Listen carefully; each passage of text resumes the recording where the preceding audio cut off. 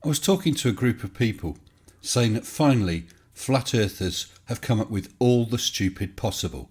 Things like a giant wolf chewing the moon, things like fluspective, bendy light and so on. And a guy called Earth is Seriously Flat stood up and said, "Hold my beer."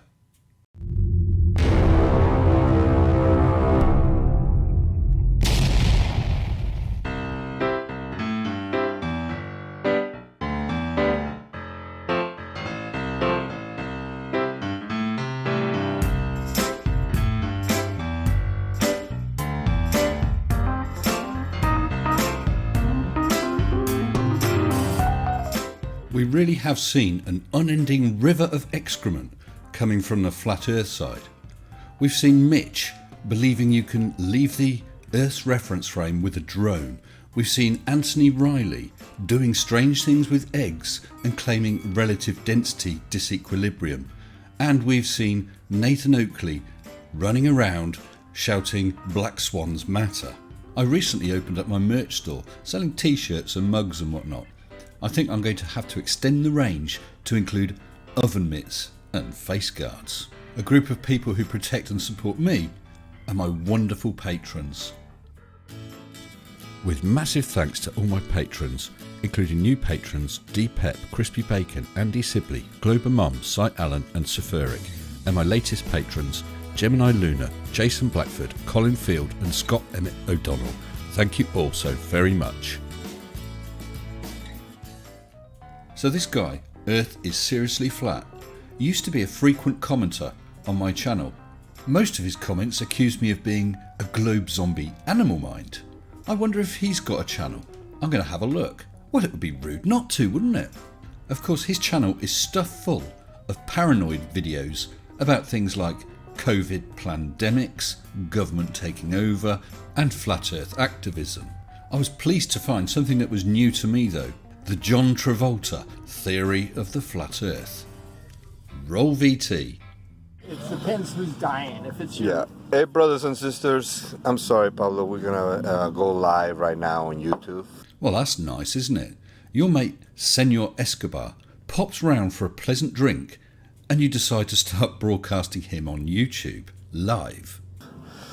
Here we are in Sunset Beach, California. We're talking about a model here on Memorial Day of what's the North Star Polaris. That's a model of Polaris.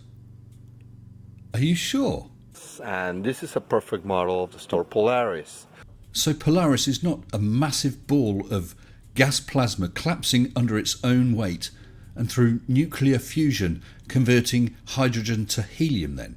But it's a small polystyrene ball covered in cheap mirrors. Okay. Just to let you know that all the stars that are on this firmament. On the firmament. So this firmament is a physical object then, is it? All the stars that are on this firmament are fixed. I've got a feeling I'm going to learn a lot of new things today. I'm going to take some notes on special paper. So we've got a physical firmament. We've got disco ball stars. And those stars are fixed to the firmament. Is that with sticky tape, nails or screws? And they're all orbiting around the magnetic North Pole. You do realise there's about 500 miles difference between the North Magnetic Pole and the North Geographic Pole. And what exactly are these stars orbiting around? The magnetic field is not that strong that it can be detected at stellar distances. Or it could be like a disco ball. Hold on, what do you mean or? You just told us that the stars are nailed to this firmament thing, and now you're telling us it could be a disco ball. Which is it? Do you not have evidence for either? Perhaps I just need to cross out some notes. Just rotating, and because all the stars are fixed, well, all the reflection of all these little glasses, mirrors, are actually sending a reflection that is always going to be fixed. So you're saying that the model of our Earth, solar system and universe isn't so much like this, or this, or this, but is more like this. Well, your discotheque universe theory certainly is unique. Baby, 10 out of 10 for style, but minus several million for good thinking. Now, I don't want to appear churlish, but one does feel a churl coming on. There are one or two issues with this idea of yours. So that's the nature of our world. Is it? We live under a dome firmament.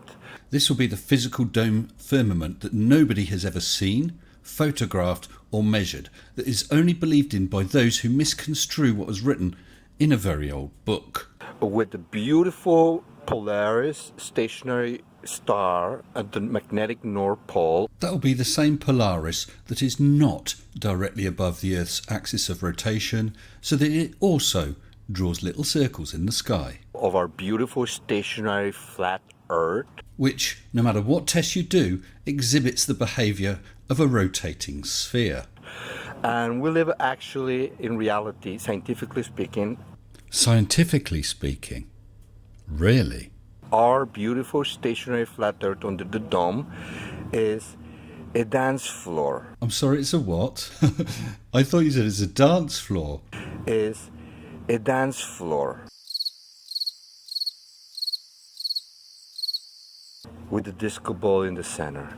Well, my purveyor of fine manures, there are, as I said, one or two issues here. Firstly, your firmament. As I said, nobody has ever seen it or measured it or photographed it or anything. There is nothing to indicate it's there. Next, your amazing disco ball that for some unknown reason decides to keep rotating. It's reflecting not just points of light, but entities such as galaxies. So where are the galaxies that are being reflected? And why didn't God just create the galaxies in those positions instead of this disco ball? Or perhaps he's quite groovy and just likes to get on down. And similar to the galaxies, where is the source that's producing the light that's reflecting off the mirrors to make the stars? Lastly, the firmament. Nobody's ever seen it, measured it or photographed it. I realise that I've listed that as a problem already, but it's such a biggie that I thought it's worth mentioning twice. I think that all those notes I took on this special paper have been a total waste of time. I shall file them. Well, you crispy little chuff nugget, I'll give you one thing. It sounded like a fun idea. Until next time, stay funky.